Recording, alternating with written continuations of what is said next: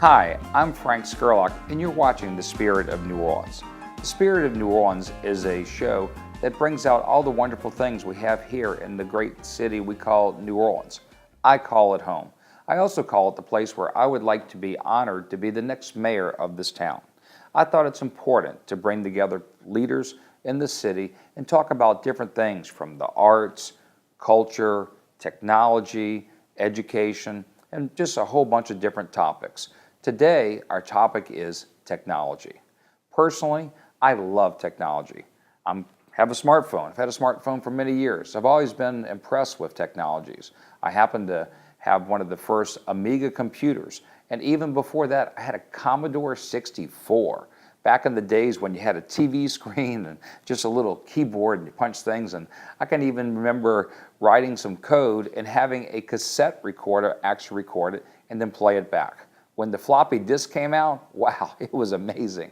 Some of my influences growing up were watching some public TV shows. They had something called the Computer Chronicles, and they had a host named Stuart Chaffee, and I remember watching shows where he would interview Bill Gates and Steve Jobs when they were just starting out. And I said, how cool would that be if we could take New Orleans and turn it into Tech Orleans? There's always been the notation of Hollywood South. You know, I think we could make Silicon Bayou here in New Orleans just to, I don't know, spice it up a little bit and educate people, stimulate them, show them that the undone can be done right here. We know New Orleans has a vibrant culture, have it be our French Quarter with music and entertainment and alcohol. Let's start thinking out the box and figure out how we can actually become the app development capital of the United States. You know, one thing with the smartphone, no matter if it's an Apple products or a Galaxy, they all need software to run them. And I think we need to have some incubators, some schools that teach kids, especially kids in high school and even grade school, and that they can build whatever they want. Today we have a special guest, Max Gaudin, who's going to talk about his program. It's called Operation Spark. And from what I understand, he's inspiring kids and teaching kids and giving them the resources to actually make a difference. Technology isn't going away. Quite frankly, technology is the future. And I also have some innovative plans that you'll be hearing about how we're going to add technology to the city of New Orleans to hold City Hall accountable to the residents. Imagine that. Everybody knows when the city doesn't want something, they send you something. Well, I think it's time the residents take it back, and we're going to let City Hall know that we're going to hold them accountable. I'm Frank Scurlock, and we're going to be back after this.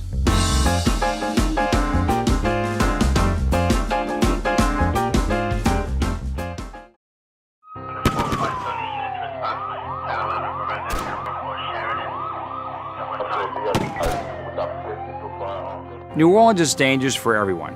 Rarely a day goes by where violent crime doesn't occur here. This has gone on far too long. We deserve to feel safe in our homes and neighborhoods.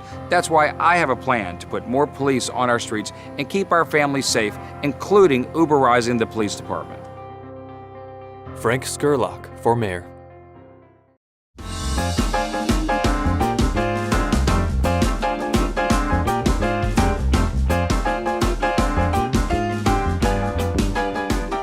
Hi, I'm Frank Scurlock, and you're watching The Spirit of New Orleans. Today, we're talking about technology. You know, technology is truly the future. There's not a day that goes by that I don't see somebody sitting there playing on their phone, texting somebody, doing an app, doing the undone, using a map, doing whatever. We all have some great apps out there like Uber or Open Sesame or just whatever the wonderful apps that you need to run the city. You know, something I came across recently when I was traveling was Yelp. It gave me an opportunity to learn about restaurants and other culture events that I could be a part of. Excuse me. In any event, today we have a special guest, Max Gaudin with Operation Spark. Max, welcome to the program. Thank you. Thanks for having me, Frank. So tell me, what's going on over at Operation Spark?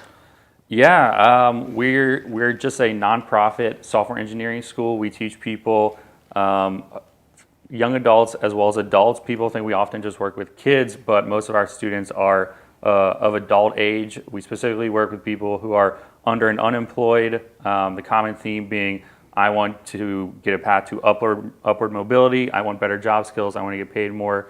And computer programming, software engineering provides a great path to do that because you can train rapidly for it. It doesn't require a college degree, and it also pays very well. So it's a great workforce training option. Wow. How'd you get involved in that? Yeah, I was working in the tech industry myself over in Launchpad, the co-working space downtown here, which is like people call it the Ellis Island of our tech community here in New Orleans. And through that and another group called 4.0 Schools in the same building, a tech incubator, an ed tech incubator, I met John, John Ferboni, who had started out teaching kids like 10 to 12 years old in Tremay area. And we ended up working together and at some point moved into adults because kids have to go to school and they can't get jobs. And so we realized the workforce training track is the way to go, even though we do still work with high school age kids. So a lot of your students were unemployed, or what's the average age?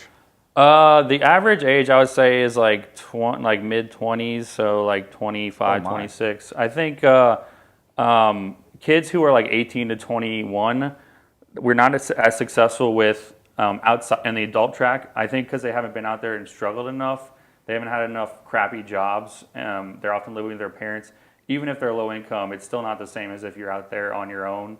And so people who are a little bit older definitely, they're like, I'm done with this. No more restaurant or retail jobs for me. I need something else. And so I think, and also maturity as well. That's amazing because you're absolutely right. One of the good things about New Orleans is our conventions and the tourist trade. But I have so many friends in the service industry, and it kind of comes and goes. It's like a tidal wave. Here it is, the middle part of the summer, and the Essence Festival just ended, and all the people left, went home, and it's getting hot outside. And I think our convention business is going to slow down for a while, and it's pretty hot outside. And we got to come up and diversify with other things for stability. I've heard up in Baton Rouge there's Electronic Arts that they, from what I understand, design computer games and stuff. Do we have anything like that here in New Orleans? We do have a burgeoning game development scene. There's Gameloft, which is a big French game company. Their first office was here in New Orleans. And then there's a few indie studios, which just means the movie comparison would be, you make Marvel movie level, like Superman or Wonder Woman, that type of thing. That's Gameloft. And then like an indie movie would be a few of the smaller studios we have here. And they're not all downtown, which is cool. I really like the idea of not having everything downtown. So Bywater, East, Algiers, I don't think all the tech needs to center downtown because it's way too expensive and there's no parking. Well, you know what? In a few minutes after we go to a commercial break, I'm going to surprise you on a project that I've been working on that I wanted to share it with our audience today. It's about my commitment as future mayor of this town to stimulate the economy by jobs creation. We know that crime is at an all-time high. Quite frankly, the mayor's giving an address today on crime that I'm going to be leaving in a few minutes to go see. Truly, as a resident and as a prior victim of crime, I'm concerned.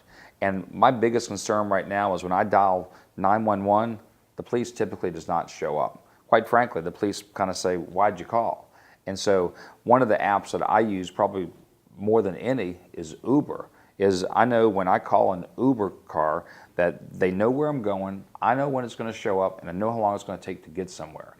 And I think we should develop an app to Uberize the police department. So at least we know what a response time would be like and that they're on the way. Or if something else comes about and they can't come to your needs, because we all don't know what the need is or what's going on in the city, except the operators at 911 certainly do.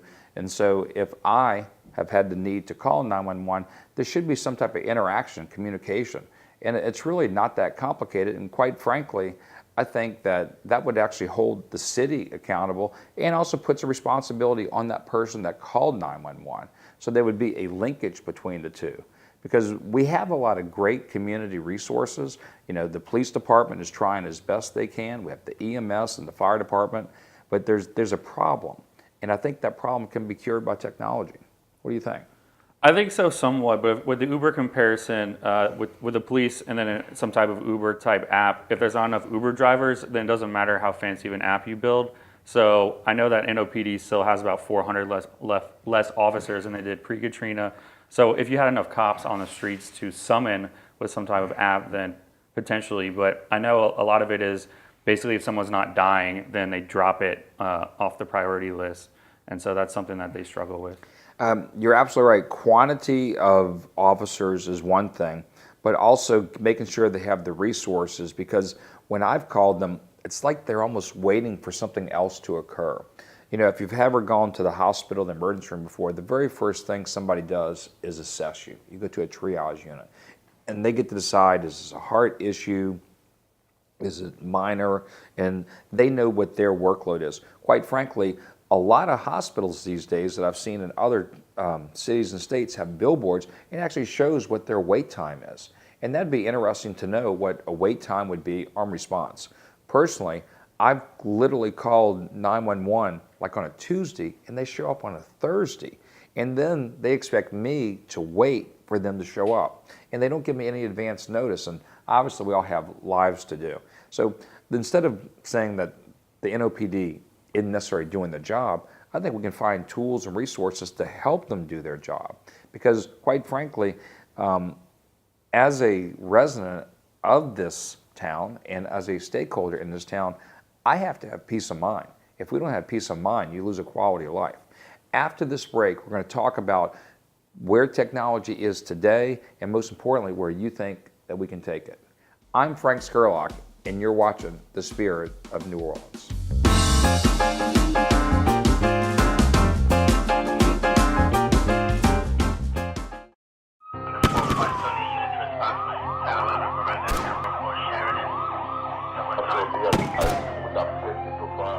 New Orleans is dangerous for everyone. Rarely a day goes by where violent crime doesn't occur here. This has gone on far too long. We deserve to feel safe in our homes and neighborhoods. That's why I have a plan to put more police on our streets and keep our families safe, including Uberizing the police department. Frank Scurlock for mayor.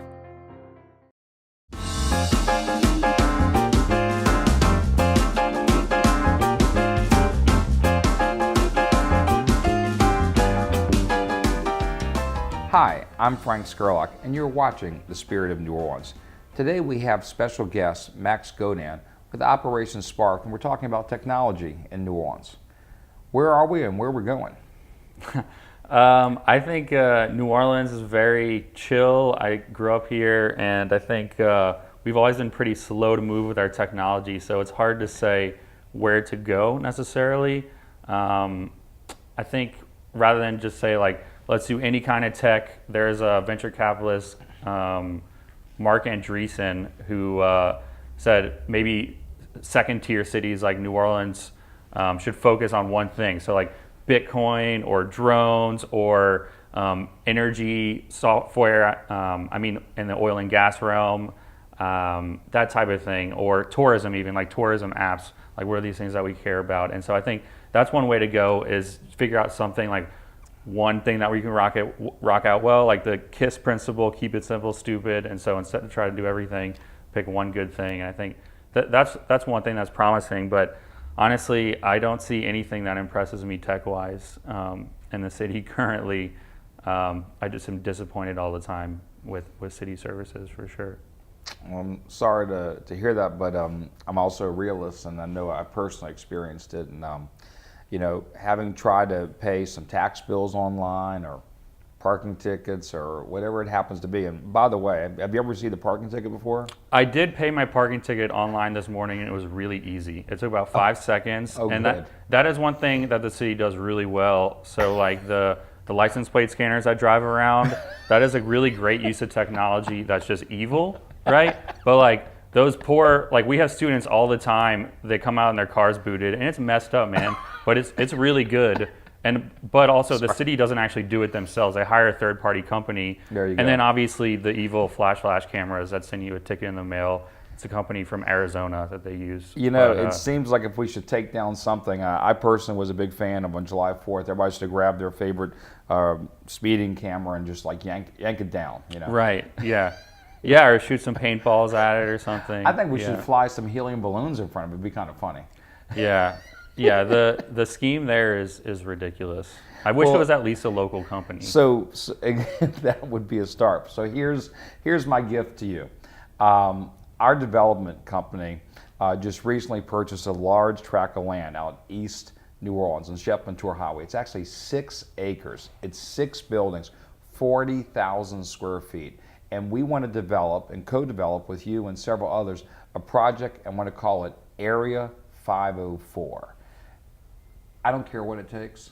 I don't care how we're going to do it. I think we should just put a team together and say, let's turn this piece of dirt, these 6 acres, into the nucleus to get the attention of California, Silicon Bayou, Silicon Valley, and bring it here. What could you do with 6 acres and 6 buildings out there? Yeah, so I think there's a huge need out in the East. The East needs a lot of things, and I think workforce training for youth and adults would certainly be helpful. Giving a lot of people access to computer skills, keyboard skills. There's a lot of older people who could they have had better job opportunities if they could just type a little faster, know how to use the web browsers and all that. So that's great. And then I think also like what you have. What Darcy does with Novak, New Orleans Video Access, I could be getting the words wrong there, but it trains youth to do things like what these guys do right here. And so if you could get the multimedia aspect in there, and then game development would be cool. So put a little gaming studio, and we hook the young kids with gaming because they don't realize when they're playing Call of Duty and all that a ton of nerds built those games before they could play them. And so I think something to like inspire people, locally in the East would be super helpful because even now it's pretty barren out there. It is, and technology. One thing I've noticed, especially in marketing for the mayor's race, which gets very expensive when you're buying media time, but somebody brought something out to me. They said something, the average person unlocks their smartphones 100 times a day. Mm-hmm. That's amazing. Yeah, it's hurting my thumbs a lot. I realized I started using my left hand actually because I'm going to start getting arthritis. Wow. But yeah. So what do you know about the recent Cox cable outage here in New Orleans? Cox did something terrible. I mean, I'm sure someone lost jobs over that, but it seems to have been some backbone issue. People don't realize a lot of the ISPs are built on top of each other. Like I think some of Cox is built on top of AT&T. And there's a company called Level 3 that provides a backbone for the internet, and they're all local, or they have a presence locally. But I think it's super disappointing in the software world and in tech world. Usually when you mess something up like royally, you're supposed to write a blog post about it and be transparent, see like, this is what we did, this is what we're gonna do to fix it, and this is why it won't happen again. And so with Cox not doing that is super disappointing, but also not surprising whatsoever because it's Cox. From what I understand, it wasn't only locally here, it actually kind of reached out to other areas in the country. Did you hear about that? I did, yeah. Yep. I went and looked on Cox's website and Twitter to see if they had said anything about it, and they hadn't, but I saw that people were complaining in other major markets where Cox is. I know that our bank, the bank that I bank with, a local bank here, it's completely shut down their wire services, and a lot of people lost their phone lines. I mean, people were dead in the water for over 24, if not 36 hours, and it was on a Friday. Yeah, I think the loss of business calculations would across the country surpass $1 billion because you're sending all these people home. I try to go buy something in the coffee shop, they only take cash and all these other things. Yep. That's significant loss of business. So, well, here's my theory. We just talked about something I'd like to develop out in the eastern part of New Orleans, Area 504. I had read a report earlier last week that Cox Cable was going to be raising their rates about 30% and at the same time lowering their offering. They were going to be cutting back bandwidth speed. I think some people internal at Cox Cable might have said enough's enough. And to have an outage that big, I'm not so certain that it wasn't self-inflicted. I mean, it's really sad. And we don't have very much competition in that field, especially from the residential side.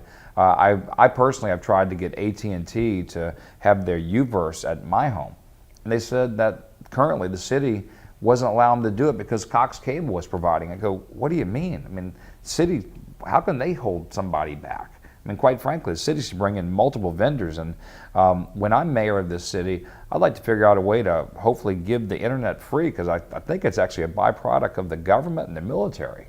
I mean, could you imagine what the city would be like with free internet?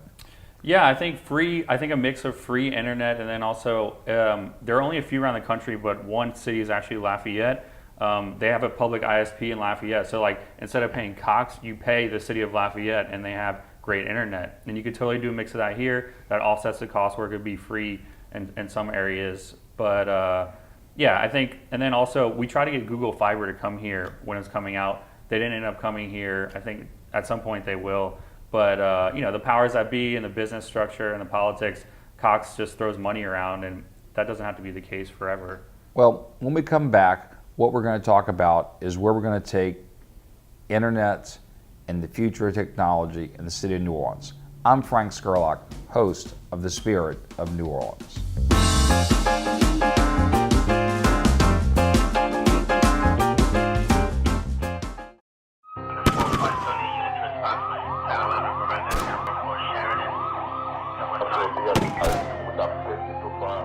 New Orleans is dangerous for everyone. Rarely a day goes by where violent crime doesn't occur here. This has gone on far too long. We deserve to feel safe in our homes and neighborhoods. That's why I have a plan to put more police on our streets and keep our families safe, including Uberizing the police department. Frank Scurlock for mayor.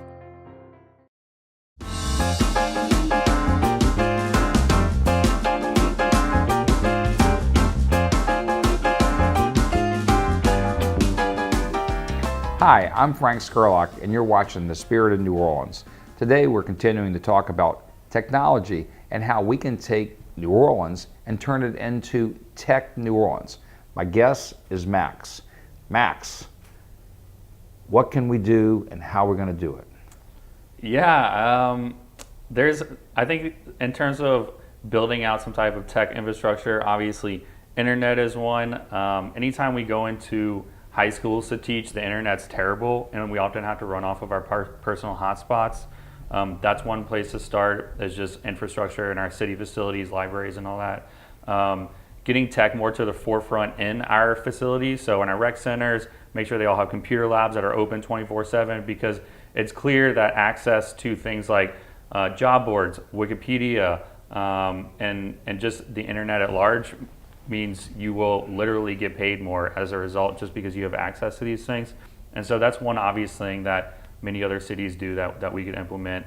And then the economic development side, attracting tech companies here is big, but I think the biggest one is cultivating local tech companies from within. And so I like to say that I would love it for a point in time where my mom could actually name a company from New Orleans, like other than mine, because there's not any companies where, you know, there's an app that you download and it's a company that in New Orleans built it, and it's usually, we have a lot of B2B, and so because they're not consumer facing, no one really hears about them, right? And so just cultivating a lot of that, a lot of that will also be angel and venture capital funding. So like in Silicon Valley, they have the spray and pray model. Just give out tons of money and, you know, hope something What hits. is it called? Spray and pray. Just like throw out tons of money and hope something becomes the next Uber unicorn. Now, I'm familiar, we had a couple decent conferences here recently. We had one called Collision? Yeah, Collision, that's it. So how did that end up here? Yeah, I think they were not they were in Las Vegas, and they were not happy with what Vegas was offering, and so the powers that be, I think, including like Gino Wink and some other people, helped woo them to New Orleans. So they're here for at least 3 years, and that's good because that puts us on a stage that we're typically not on. Because like you're talking about all these conferences, it'll be like the American Association of Dentists or like car dealers, but not tech people. And any chance we can get in front of them is good for the city. You know, one of the things that frustrates me is somebody that's always on the go, have it be a restaurant or coffee shop or hotel. I spend so much time trying to log on the Wi-Fi. First figure out where I am, then I got some incredible password that's like military encrypted.